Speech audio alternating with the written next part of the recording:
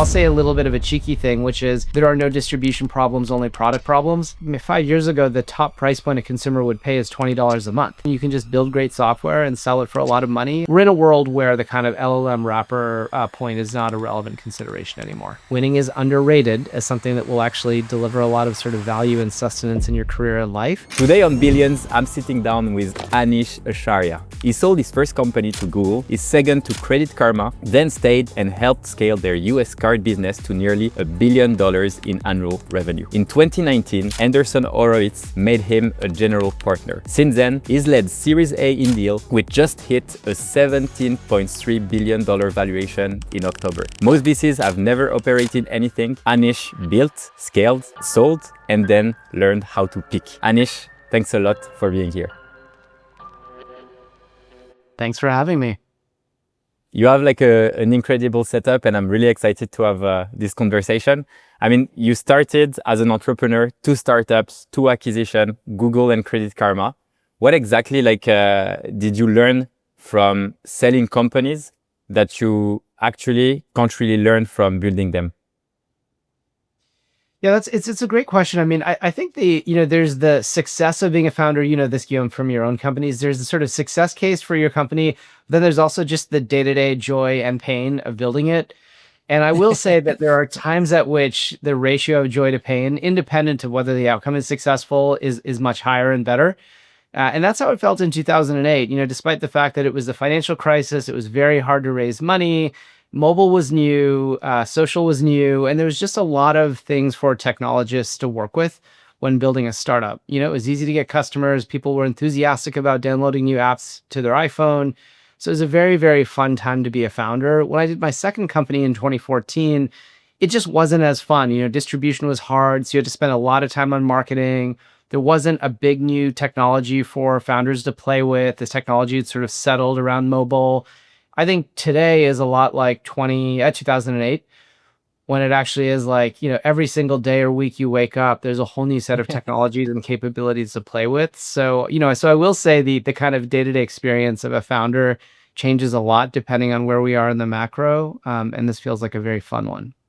So since today feels like 2008 for you, do you want to go back to being a founder, or are you happy? I think my founder days are done, but if I was to ever do it again, this would be the moment. Because even if you look at it, Guillaume, what are the kind of attributes of your day-to-day experience as a founder? I'll say a little bit of a cheeky thing, which is there are no distribution problems, only product problems.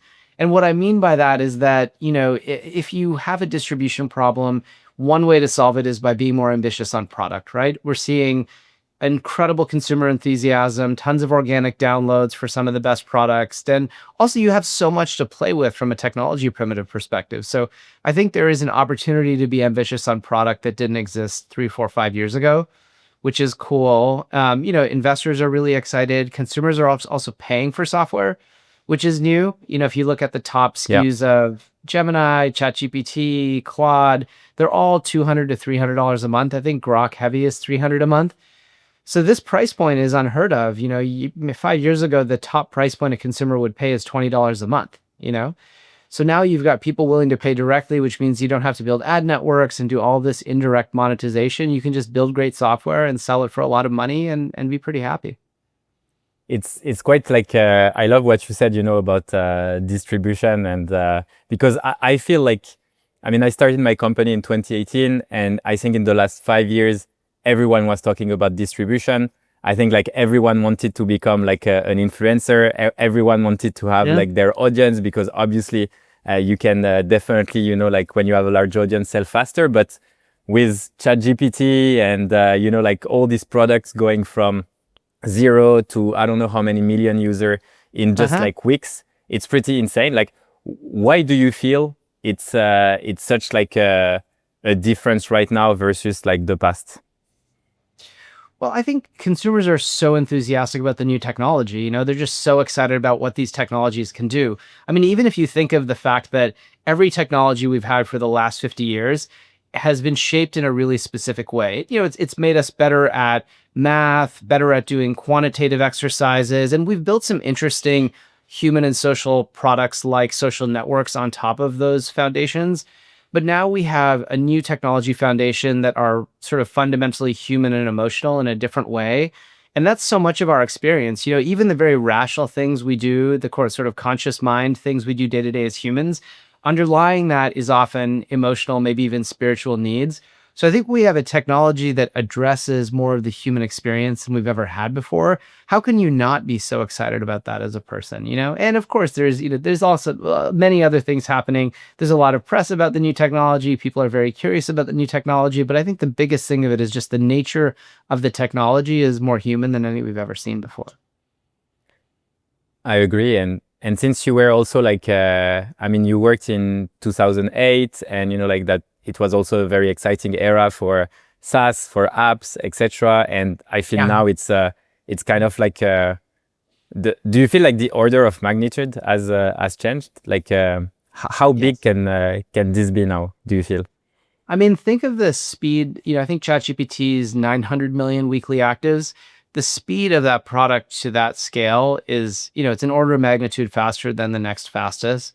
If you look at the prices, they're an order of magnitude higher. And then if you just sort of squint at the technology surface and the things you can do, it's got to be 2 or 3 orders of magnitude more powerful than anything we've ever built. Mark said something recently which struck me, which is like, forget about the internet. This is bigger than the wheel.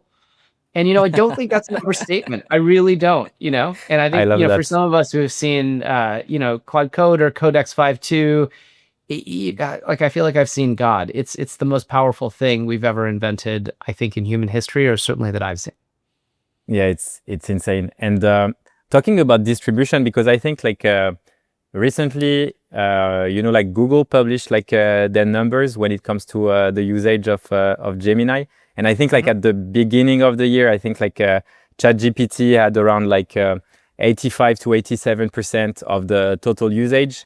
And now they're down like to 60-ish something, while Google was around 0 and now is at like 25-ish.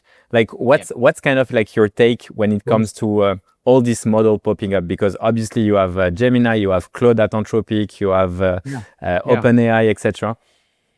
Yeah, it's very interesting. So I think there's maybe 2 notes. One is, if you just look at ChatGPT, that's the noun and the verb. They have a place on most consumers' phones in a way that even Gemini still doesn't. So I think that's a very powerful position to be. Look, with that said, if we look at the point versus the slope, if you look at the point, you could say, well, from a relative basis, ChatGPT is falling behind. But if you look at the slope, all of these things are growing like crazy. So on an absolute basis, they're all still growing. So I think if I'm Sam Altman, I'm not unhappy with where they are. And look, it's a real testament to both Google and Anthropic that they're succeeding, and of course Grok as well, because they're succeeding in different directions. If you look at where Anthropic's succeeding, they've singularly been focused on code and everything downstream of coding agents, and that seems to be working. If you look at Gemini, they've done a really nice job of integrating with the Google ecosystem. I think one of the most under-discussed technologies is the integration of search into Nano Banana. So now if you say, hey, give me an accurate image of, this bottle of wine, instead of just coming up with an image of a bottle of wine, it actually can reference the actual real image, which is very useful in cases like product photography for e-commerce websites. So Google is doing the thing that it does best, very practical, low-cost AI. Anthropic is focused on coding. ChatGPT and OAI feels like the most horizontal product of them all. And Grok is doing a really good job of extending the X ecosystem. Yeah, that's very true. And I'm actually like wondering like what you think of, there was this article about like founder mode, and that's kind of what happened at Google, where it was code red, and then I think it's Sergey that came back to the office. Like, how do you see it? And do you feel like, because I was talking the other day with Nicola, who's like a former founder of Algolia and GP at YC now. And for him, it's like he was telling me like Google hasn't been innovating a lot, like in the recent years. Like if you take the last 10 years, 10, 15 years, nothing has really happened, changed or whatever. But now it feels like something is happening. Like, do you feel like such a big company can still be highly innovative and competitive when a new technology like what's happening right now appears? Yeah, I think that what big companies who are capable often do well is using the new technology to extend their current products. So they do a good job of saying, hey, let's the existing markets in which we're very dominant, let's use this new technology to be even more dominant. So I think Google search will be an even better search than it's ever been before. And Microsoft PowerPoint will be an even better PowerPoint than it's ever been before. So I don't know that their lead in those markets goes away, but I do think the new markets get created, things like AI native image and video and audio, like they're just not set up to be the winners in those new emerging markets. So I think usually when you have this new technology, it's sort of this like wash of value. And then there are, of course, some very specific extreme winners and losers, and everybody benefits. I think the shape of success for existing companies is usually in their existing markets.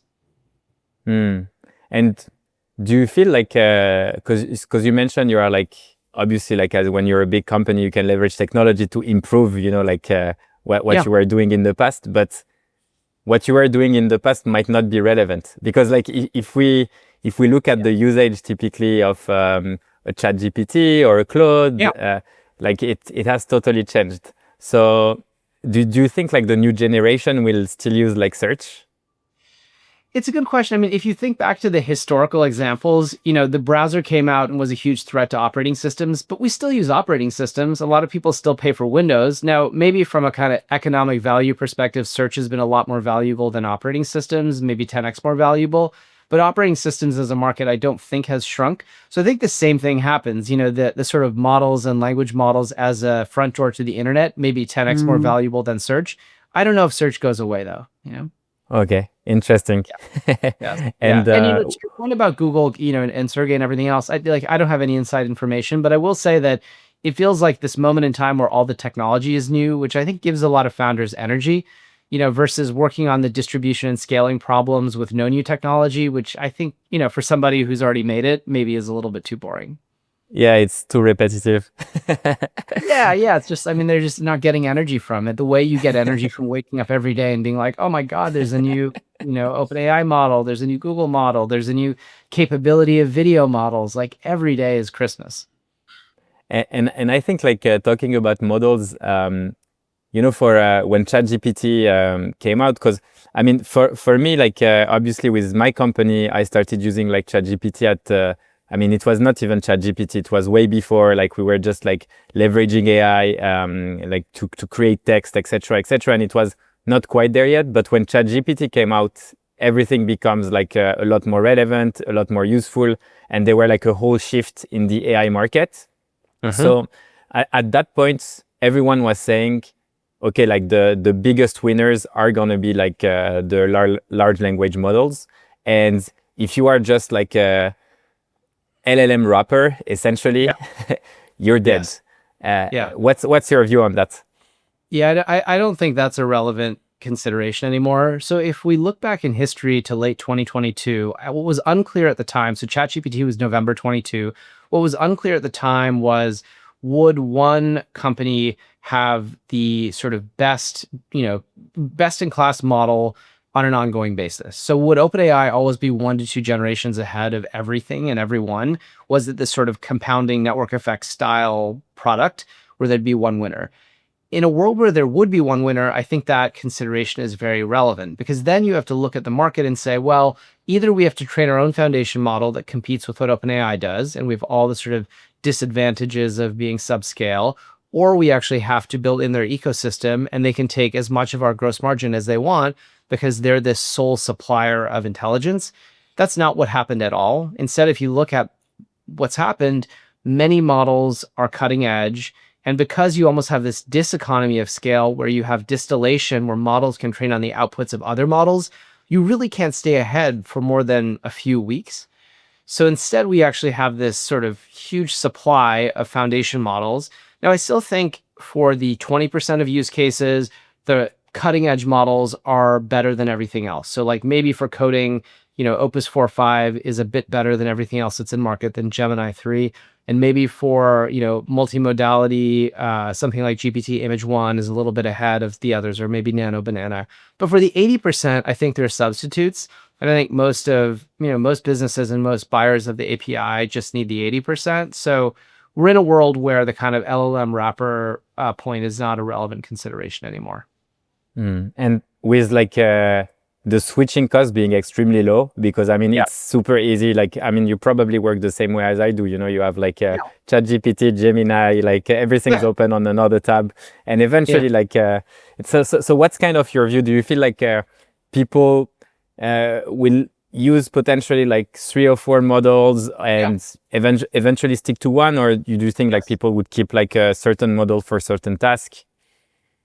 Yeah, I do. I mean, it's sort of like if you have a team of people, and they all are, in a sense, if you have 5 people, they can all do a basic set of things pretty capably, right? They can organize an event, they can send an email, maybe they can program, they can, represent you well in a meeting, but then they all have their specializations. Maybe one of them is really good at closing a customer who just doesn't want to sign the deal, and one of them is really good at culture and getting the best out of the team. Like everybody has their specializations, which is why even though for the 80%, all those people on your team are sort of substitutes, for the 20%, you need them all. I think we're going to need and rely on all of the models. I think an important question though that's implied in yours is, okay, if these companies have infinite budgets and they sort of own the models, which gives them some economic leverage, are they going to move upstream and build the apps as well? And I think that, look, there are some areas in which they are going to build apps, and that is going to be a threat to apps companies. But I think there are many areas in which app companies are advantaged. One of the big ones, and I think Cursor is a great example of this, Kriya is a great example of this, any product where you benefit from being multi-model. So when you actually use a creative tool, you don't want to just use Nano Banana. You want to have access to OpenAI, Nano Banana, Kling, all of them, Quen, you name it.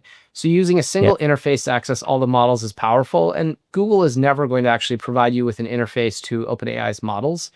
So there are examples like that, or even a network effect product. Wabi is a great example of this. It's an app where you can create mini apps and also consume mini apps. That's a classic app platform feedback loop that has a sort of compounding effect. So even if Facebook wakes up in a year and says, oh my God, we need to replicate this, sure, you can replicate the app, but you can't replicate the network, just as it's trivial to replicate Instagram, but impossible to replicate Instagram's network. Yeah, I agree. And I think it's interesting, like, because, you mentioned the fact that aggregator of different models, because even if it's a wrapper, it can aggregate just like a different model, can be like extremely helpful, and on specific use case, definitely have like a huge engagement and traction and be helpful for the user. But do you see like other companies? So if we take, for example, I don't know, like Lovable, when Lovable got started, and I think it's a great company, it's impressive what they've been doing, etc. But then when you see like Claude Code, and so what's kind of like your view? Do you feel like this is typically an area where like what AI is doing, like what the big models are doing, can be like a threat to these companies, or how do you see it? I admire Lovable. I think they've done a nice job. Companies like Replit have done an exceptional job. Claude Code, obviously, they're doing an incredible job. I think they're pointed at different parts of the market, and it's easy to zoom out and say, oh, they're overlapping. To me, a great example of this is legal. If you look around and say, well, Harvey is dominating in legal, and they're doing an amazing job. There's never going to be another legal AI company. Like, that's insane. Like, if you think of the legal industry, that is infrastructure for capitalism, right? All of capitalism runs on legal and law. So you cannot just have a single winner. It doesn't really, it's like saying software is a single category. So I think there is more specialization than we appreciate. There's room for many of these companies to succeed. And then look, I think the other thing that's under discussed, and by the way, this benefits Claude Code, but also Lovable and also Cursor and also Kriya, is that you get this data exhaust, the RLHF, which is people put in prompts and then they get output, they respond to the output. They're getting all of this feedback. And you saw that with Cursor releasing their Composer 1 model. So they then are able to train their own model off the kind of unique exhaust from their user base, which is sort of another interesting advantage of aggregators. It's very true. And because you talk about prompting, so it made me think of something like, at some point there was this kind of trend of prompt engineering. And I remember when ChatGPT was out, I would spend like hours on Reddit and do like this super long prompting to make sure. But eventually, when I was looking at it, I was like, okay, like this is not a feature. This is like a bug, like models eventually, they're not going to need you like to prompt. So I feel like we see like way less prompt engineer job offer, Yeah. everywhere. So do you feel like there are things like this that are Yeah. that we currently do in with all these tools that will disappear as models get better? And maybe you could share like some business opportunities that you would see from it. Yeah, it's interesting. I'll tell you a funny story. So I got my first computer in the 80s, and in the late 80s, you couldn't really even buy games, many games. And the way that you would play a game is, at least my parents would take me to the library. You would check out a book. The book would have the source code of a game. You would go home, you'd type all the source code in, and like heaven help you if you made a mistake. And then you would run it, and that's how you would actually play the game, which seems insane, right? I mean, you Yeah. obviously never do that for Call of Duty or Grand Theft Auto or something like that. And even back then, for a really simple game, it was a lot of work. The same thing I think is true of some of this, like the workflows from 23. If you even look at this, there was a very viral prompt from Halloween, which is it was this. It was on TikTok, and it was a sort of take a photo of you, and then it's like you on a bed in the early 2000s, and there's a scary guy coming in with a knife, and it was this Halloween trend. But if you then look at the comments, people would say, okay, how do I do this? And there would be this 3-page prompt, which is crazy, right? So now if you look at a Yeah. company like Wabi, they're taking what would otherwise be shared as a prompt and saying, hey, we're just going to internalize that prompt to a mini app. So Okay. I think things like mini apps are interesting containers for what might otherwise be a prompt, and those are areas that I think there'll be a lot of opportunity and growth. Yeah, definitely. No, it's interesting. And yeah, going back maybe to your entrepreneurial journey, and after I want to also discuss, like Yeah. the Yes. investment. I mean, like after Credit Karma, like when they acquired like your company, you Hmm. decided to stay.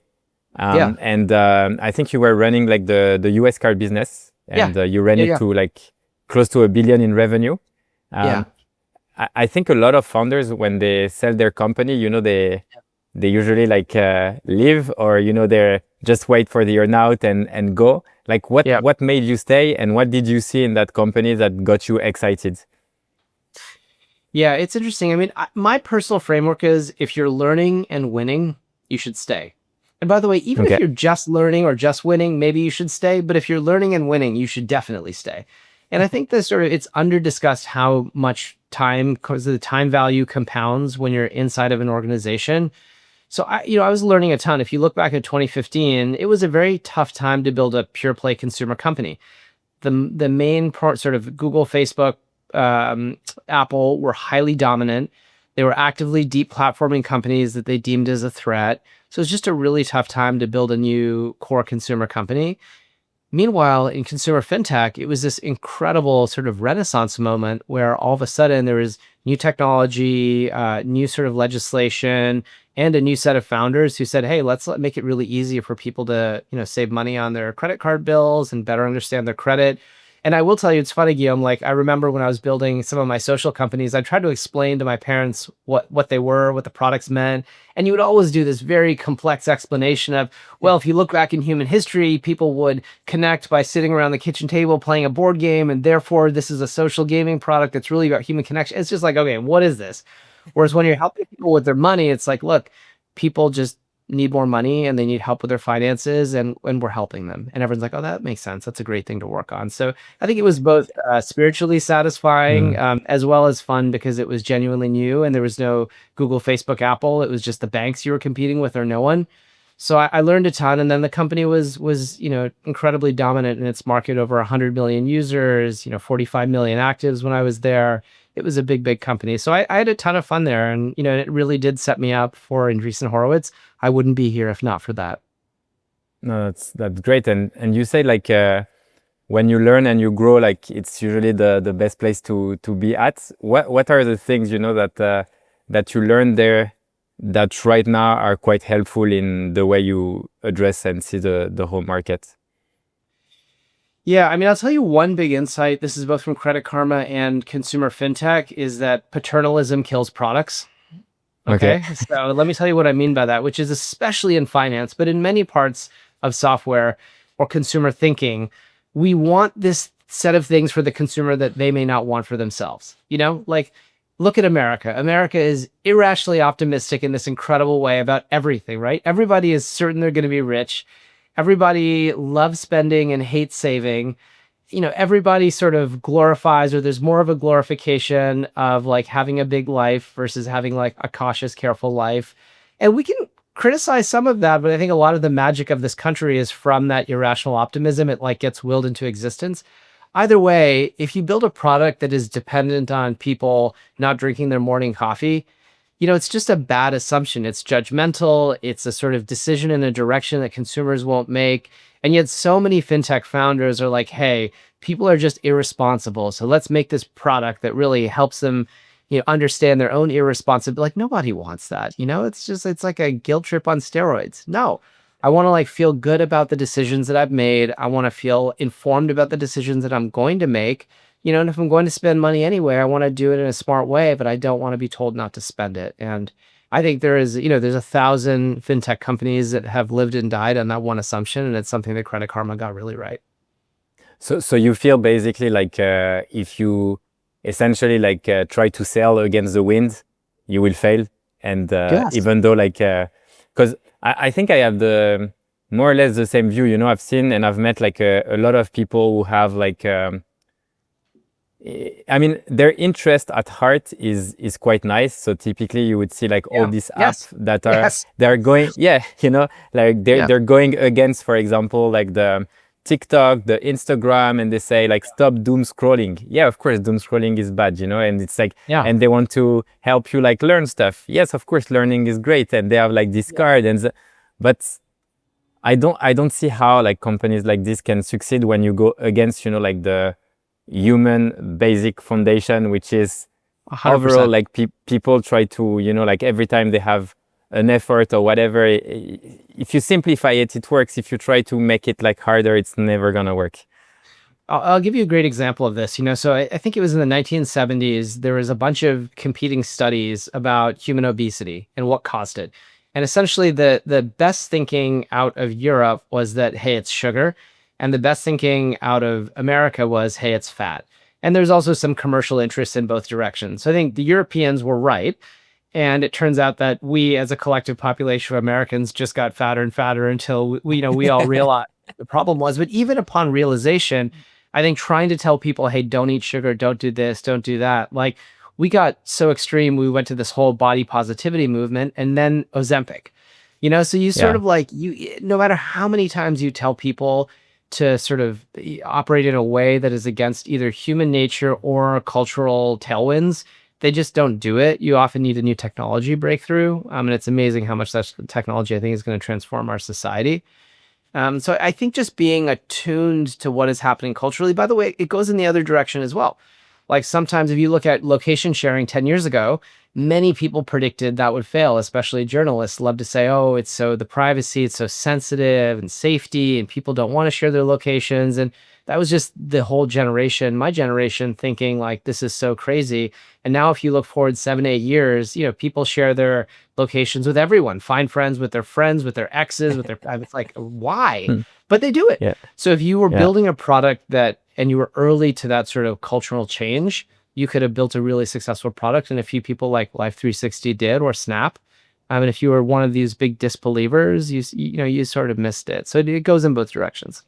And talking about like sharing location, I think, I'm not sure if you read this, but they kind of like knew where the French president was because of his bodyguard on Strava, were like running in when he when he wasn't supposed to be at a specific place. So they were kind of like a scandal over this. So yeah, it's quite interesting. And like because you mentioned obviously like that some technology or like at least some like new trends. So if we take TikTok or like Instagram, new apps who are like revolutionizing like the way people interact, communicate, consume content, etc. TikTok has been criticized a lot for like the endless doom scrolling that people can do. But as you said, you can't go against human nature with AI.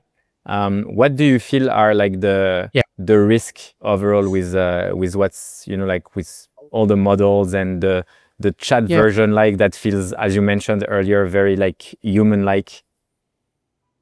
I actually think of it in the other direction. I think, if for all the anxiety about social networks, and we can have a separate discussion about whether, the sort of reports on the impact on society are accurate or not. But I actually think Hmm. that, social products had some unintended consequences, perhaps, that, I don't see in AI products today. If you look at the AI products today, people are using them as a way, one, to improve themselves. So they're using them a lot to sort of, reflect, to be able to iterate, to have a safe space to discuss uncomfortable topics. Two, I think that the impact of AI on loneliness is substantial. The founder of Replica, Eugenia, is a really impressive person, and she'll tell you stories all day long about people that are in these really tough situations personally because they just don't have anyone to talk to. And Guillaume, you and I, we have this sort of embarrassment of social riches, right? You are like, oh my God, I don't want to respond to all my texts because all of these people want to hang out with me. Like, your calendar is always booked, but that's just not the experience of a ton of people. You think about positive impact on senior citizens and folks like that. Like, there's just so much benefit to be delivered to the customer here, and we're seeing the signs of that. So I think that all of the folks that are sort of critical of the technology, maybe are not in a place where they're experiencing those human benefits, which I think are really substantial.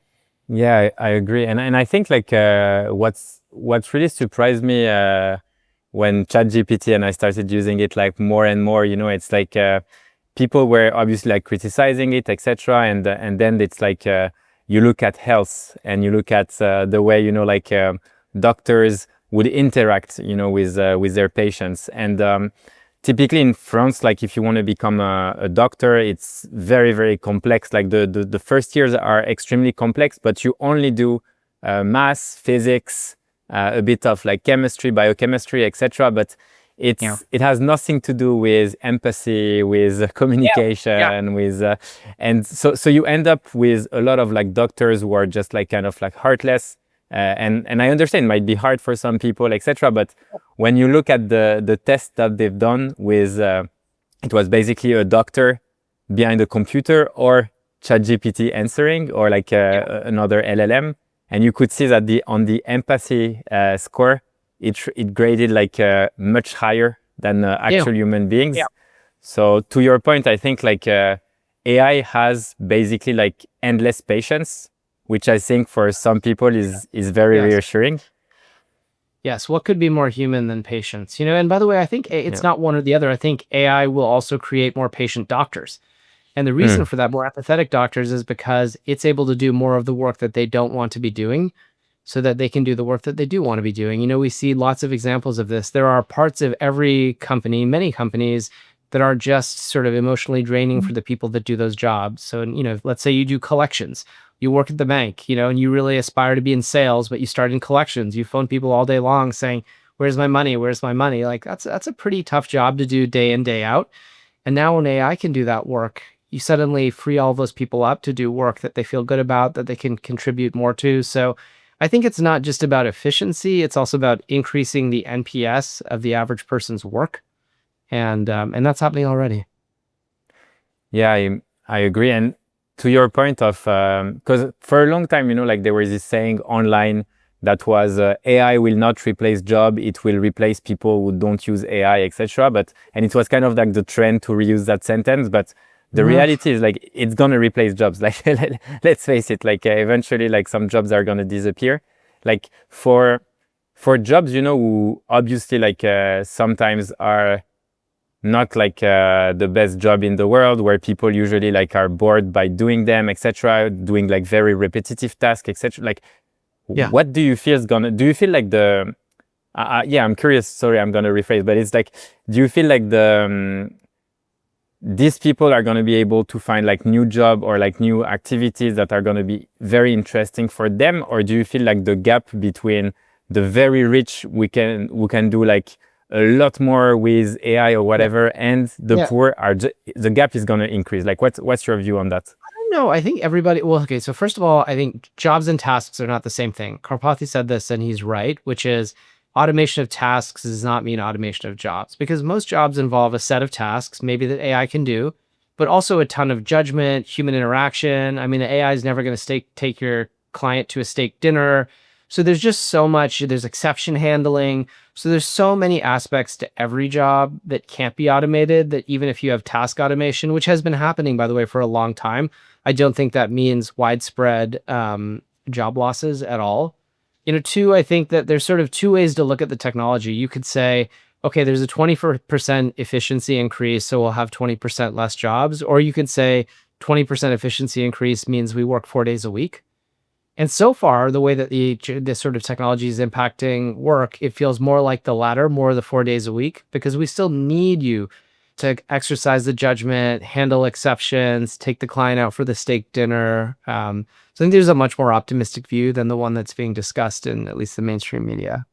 Yeah. I agree, and I think like it's funny for me because I've been in the sales space for about like 10 years, and I started as by trade I'm a chemical engineer, which has nothing to do, but I started like a sales automation agency, and eventually like every single year I would see like sales are going to be replaced by automated like mails. Then it was sales gonna be replaced, and every day, like every year we have like this new thing about a part of the sales rep jobs that's supposed to be automated, dead, etc. But in the end, I 100% agree. It's just like the job is evolving. It's exciting for people, and you still need that connection. And by the way, the latest version of that is AI is going to replace all engineers and programmers, Yeah. Like, no. The whole history of computer science is one in which we've increased the level of abstraction. And it's funny because the machine language programmers were always suspicious of the assembly language programmers, who were always suspicious of the C programmers, who were very judgmental of the C++ programmers. And Java was a total joke for everyone who knew C++, right? Like so on and so forth. And all of the existing folks are looking at people that are coding with Claude Code saying, well, that's not the real way. I think vibe coding, the kind of vibe prefix has done a disservice to what's really happening, which is just a new abstraction layer. Computer science has never mattered more. Yeah, no, I agree. And I think like it's, as you mentioned, back in the days, when you would use and you would start coding, like whether in C++ or C, or even like use other layers, sometimes, you had to go back down to, decompose the code, go to the assembly if you wanted something to work. And I think it's exactly the same. Like code is just another layer. Sometimes when you're gonna use like a new, framework or whatever, you might have to go down to understand what's happening. But it's it's very, very true. Yes. But you're still gonna need engineers. Like you need people to understand the framework and how things are built. Well, I think you're going to need more than ever, because I think what's now happening is so much of work, like there's information age, there's industrial age. We say we live in the information age, yet even at Google, how much of your work day to day, if you're a PM or even if you're an engineer, is information age versus industrial age, right? How much time do you spend in one-on-ones with your manager, writing status reports for your VP, having, discussions and debates and disagreements with other people internally? Like those are all industrial age tasks. Those are all going to actually get assisted by software at a minimum. So I think we're going to need more software engineers than ever. And look, we can fact check this in a year and see how the field has grown. I'd be shocked if it hasn't grown significantly. That's that's true. I agree. And when it comes to like engineers and in the startup you invest in, like how do you see like the shift? Because you talk to like many founders, like what do you feel is the adoption of tools like Cursor, of Claude Code, etc. Like in the company? 100%. Yeah, I mean, 100%, how can you be a founder and not be using these things? Yes, it's 100%. And I will say the founders these days they're more technical than the founders from 5 years ago, which isn't a critique of those founders, but it's a different sort of shape of founder than we were seeing previously. And to just like build up, on this thing where obviously like you mentioned vibe coding, so some people are able like to code like a lot faster, some apps, etc. Like a use case of Claude Code typically in our company, it's like our product managers, they are now able like to copy paste like the code base locally, and they can just like start coding like proper features. That way, they can show it to the dev team, validate the code with them, and if it's fine, like they do just the code review, and then it goes live to production. But like we talk a lot about the SaaS era kind of like being over, some people were saying like, okay, if you can code pretty much anything you want, like Yeah. you take a Notion, like it's a doc, like where you have like documents, etc. Like, what do you think about like, do you feel like companies are gonna create a lot more tools internally, or do you feel like that the SaaS era is still there and it continue to grow and it will still expand over time? So this is such a great topic. So one, I think that the point about software, SaaS software can be replicated has always been true. 5 years, forget about AI. Like 5 years ago, you could recreate Notion, you could recreate Salesforce. Maybe it wouldn't be as fast as it would be through Claude Code, but it's not like those products were, it wasn't self-driving cars 5 years ago. So why did those well, like why is the sort of effect you're predicting or potentially predicting not already taken place? It's because those products have a different kind of positive feedback loop. And that is reference selling in the enterprise, which is in the enterprise, you want to buy the one that is the correct one that all your peers are using, that you're, not going to get fired for buying. So there's such a powerful effect of just reference selling in the enterprise. And that drives a sort of compounding network effect like outcome for SaaS companies. That's as true today as it was 5 years ago. Now, with that said, I think there's going to be a lot more software out there, and there's going to be potentially some business model changes. But look, if you have a SaaS product with reference selling in the enterprise or a consumer network product, your moats are as strong as ever.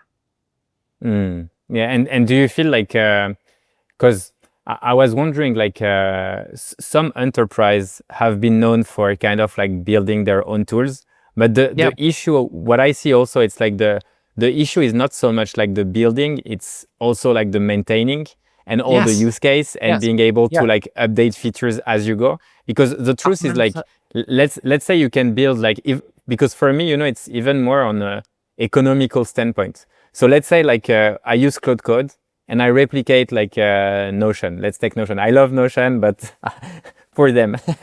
No. So I replicate like Notion, but now I want to maintain my code base. So if I need an engineer or someone who's like spend time to replicate my code base, it's like your yearly salary of someone, that you're spending on just like one or two tools that you could spend like, let's say even $10,000 per year. For me, it just doesn't make sense. Yes. Well, also you then like to take the Notion case, you have 100 people in your company using Notion. They're using it in different ways. People have built mini apps on the Notion platform. They're using the Notion API programmatically. There's just and then the frequency of updates to the existing Notion is high. So how do you do the migration? There's just so many issues that are totally independent of writing the code. So I don't know that much has changed from 5 years ago, but I know, you see a lot on Twitter about, well, with Claude Code, it's the end of SaaS. Like, I don't think it is, Yeah, no, I agree. And talking about like your investment and the company you've invested in, it's funny because I was talking with Harry Stebbings like the other day, and Harry like missed Deel with Alex, and you managed to lead like the Series A. I think it was in May 2020. Today, like Deel is worth 17 billion. So what did you see, like in the first meeting with Alex? Yeah, there's two things that I always think about. So the first is sometimes you meet somebody and you've met these people, you are one of these people, Guillaume, which is they give you this sense of inevitability, which means when you meet them, you're like, whatever they say is going to happen, whether I'm a part of it or not. There's this feeling of momentum and hustle and intensity and commitment. And when you see it, you don't see it that often. When you see it, I think you just have to find a way to be a part of it, whether it's as an employee, as an investor, as a co-founder, whatever. So one, Alex and his whole team, Shuo, have that in spades. They have this intensity where you just know that what they say is going to happen one way or another. I think the other thing is that they were not the number one, actually, by revenue scale in the category at the time. Another company called Papaya was. But the difference for Alex and Shuo was that they were taking this software first, infra first approach. So many of the other companies, and who have all done a nice job as well, who have not gotten to the same scale, they really didn't vertically integrate and build all of the necessary global infrastructure. Part of that is software, part of that is compliance, and Alex and Shuo were focused on that from day one. So the bet at the time was a combination of them, how exceptional they were as founders, but also that the software first approach would win. And that's what we've actually seen happen. I think for many of the companies that took a non-software approach or a light software approach, they've struggled to scale and to get to the kind of adjacent products that you need to support a multi-billion dollar run rate. Yeah, definitely. And also what I love about what I love about Deel, like we've been customers for many years, like almost since inception. Yeah. So I've been Good. giving feedback from time to time to Alex, but it's Yeah. first I think he's an amazing founder because like he still replies to pretty much like everyone on LinkedIn. Terrifying. I don't know Yes, how he yes. manages, but Yes, I'm yes. really impressed. And Yes. and also I think like Deel they also had like a really good timing. Because these companies, who do like, who can help you like basically like hire people in different countries, like that would only, I mean, the target market, would be mainly for big corporation, what offices like in many different countries. But with SaaS companies, with tech companies, the market getting bigger and bigger, with remote work becoming like kind of like the new norm, we've seen people hiring overseas like more and more. And I think like for Deel, they're also benefiting, from the fact that the market is expanding. What's for you right now a market that is actually expanding thanks to this time like a technological breakthrough? Yeah, well, so on Deel, yes, absolutely. There's been, and if you look at it, all of the companies in that category benefited from that tailwind. But the difference in execution is who benefited the most, and that was Deel. So I think that kind of shows you what is the kind of core benefit that everybody gets from just showing up versus what is the kind of incremental benefit from doing all the really compelling things that they've done. And then look, I think there is a secular trend. I don't even know if it's remote work so much as cross-border payroll and hiring. I just think we are moving to a world that's more software-led. Software is default global, right? You're not, when you launch Slack, you don't launch it in just America. You're like, obviously Slack is going to be Slack for the world. And as there's more software in the world, there's more global products, more global teams, and Deel has done a nice job of being ahead of that. Yeah, I think that there's a lot of interesting trends that are happening right now. To me, the biggest one is I do believe coding. There's sort of two opportunities in coding. One is that coding and coding agents are upstream of all knowledge work. Because if you think about coding in the narrow way, it's like, hey, it's a way to make software. But if you think about it in the broad way, almost any problem can be expressed in the language of code. So there's no reason that, like, sure, Codex is great for engineers, but there's no reason that Codex can't also solve problems for analysts and marketers and salespeople. So I think on the B2B side, the idea that, coding, which has made tremendous exponential progress in a year, is going to unlock progress in all knowledge work. That's like one trend that I believe is happening. I also think on the consumer side, the idea that consumers can create their own software now trivially, like we've called this the YouTube moment for software. If you think about YouTube 20 years ago, it's like, hey, we have lots of video and lots of television and it's high production quality. And, it wasn't clear that we needed more. And 20 years later, YouTube's a, $550 billion enterprise. It would be one of the biggest companies in the world if it was independent. I think the same thing is going to happen for software. People want to make software, and for the first time they can, and they can distribute it and they can consume it. And look, sometimes it's going to be important software. Sometimes it's going to be totally trivial. It's going to be software for, a bachelor party weekend, software for a joke, software for a prompt. So I think we have this sort of seriousness about software that we had about video and television 20 years ago. And now it's like, no, I just took a video on my phone. It's going to be like, no, I just made an app on my phone. Same energy. Have you seen any like companies actually that allow you like to create very like specific apps but directly on your phone? Because there's a lot of desktop app, and that are very like SaaS oriented, and you create apps. But for phones and applications, I haven't seen like that many, but maybe you have. Yes, I'm so glad you asked. Wabi, WABI, is the company. The founder is extraordinary. The product is super well done. And in fact, if you @ Wabi on X with your app idea, they will make it for you and send it to you. Oh, okay.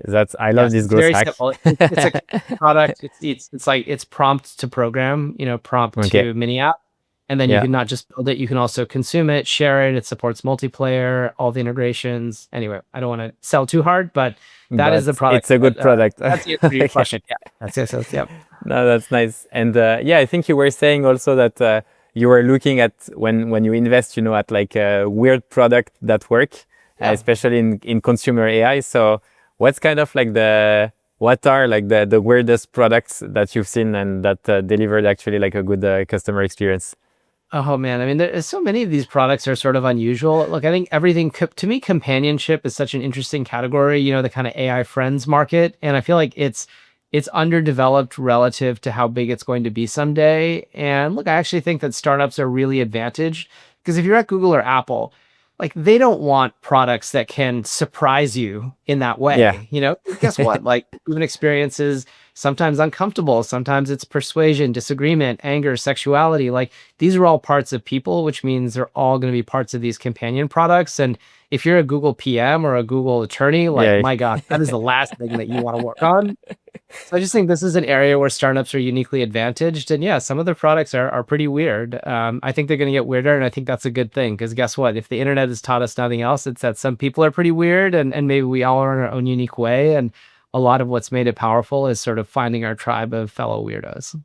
Yeah, that's interesting. And I don't know if you've rewatched recently like the movie Her Yes, of with course. Yes. Scarlett Johansson. Yeah, I Mhm. watched it again, like a few months ago, and I was like, that guy, like if he could have bet, on Poly Market or whatever, like for a trend, he would have been a billionaire. Yes. Yeah. Yeah. 100%. 100%. Mm. And do you see like because we talked a bit about like companionship, which I think is extremely like important, especially like I mean there are like a lot of people suffering from depression, loneliness, etc., etc. But you also have like elderly people, like who basically like need assistance, like the Yeah. amount of people who just die because they fell and no one Yeah. came to see them in like 7 days, 10 days, etc. It's just Yeah. like something that definitely can be solved. So how do you see like robots and kind of like AI working together and the future of that market? Yeah, I mean, so I'm not an expert on robotics, so I haven't studied that Okay. very carefully. I think it's going to happen. I will tell you, I think though, to this whole point of like a good question might be why haven't companionship Okay. products worked at scale? And then how do we actually get these into the hands of senior citizens? And going back to our earlier conversation, senior citizen, somebody who, our parents, my parents have gotten older now, like they've got a big sense of pride. So if you tell them, hey, I'm going to give you an AI friend or an AI worse, like an AI like nurse, like they don't want that. So there's Yeah. this whole concept of, I call it a contextual companion, which is you have to give somebody this plausible deniability, which is why for, a senior citizen, they have people come and like play chess with them. Because in their mind, they're like, oh, yeah, I'm just playing chess with this person. Of course, it's about connection, friendship, being seen. So I think a lot of the trick to getting these technologies deployed into markets like that is going to be creating a kind of pretense. So you don't feel like this weird, sad person who has to have an AI friend. You're like, no, I just play chess with this dude. And like, we make jokes once in a while, like something like that. So basically, like what you're saying is like you need to have like first like a very specific use case to enter like Yeah. kind of in people's Yes. life to afterwards like build up and add like more feature. 100%. Yes. And Yes. what do you think? What do you think that that pretext is gonna be? It'll be different for different people. I mean, this is what is the pretext of any like club or friend group. Some people like to play chess, some people like to talk about World War II, some people like to tell old stories, some people like to hear old stories. So, I think it'll be different for every person. We're almost running out of time, so I'm just gonna wrap up with the final question. You've been a founder, a general manager of a billion-dollar business. Now you're a GP at a16z. What does it actually cost to win at that level in time, health, relationships that people, outside like this room and the conversation we're having don't always understand? Yeah. I think that's a little bit of a false dichotomy. I actually think that there's this dog chasing the car thing where we talk about retirement in society like it's some kind of a destination. And then a lot of people get there and they're not very happy. So I think the best kind of work is the work that you can contribute the most to, you can be successful in, and it sort of intertwines with the rest of your life in a natural way. Of course, there are trade offs, right? There's no balance, there's trade offs, but the trade offs can be made in either direction on a given day. So I would kind of come back to what can you contribute the most to? That will lead to success in winning. Winning is underrated as something that will actually deliver a lot of sort of value and sustenance in your career and life. And I think pairing that with a really wholesome rest of your life is the secret to success. Really love it. Anish, thanks a lot for your time. Where can people like follow your updates and also your investment to get excited about the new companies? Yeah, no. Follow me on X, please. It's at illscience, ILLSCIENCE. It's my DJ name from 40 years ago, so forgive me. Nice. You can also get me at Anish at a16z if you've got, a pitch or anything else. We read them all. Awesome. Thanks a lot, Anish. Have a great day. All right, Guillaume, good to hang with you, man. Take care. Stay safe.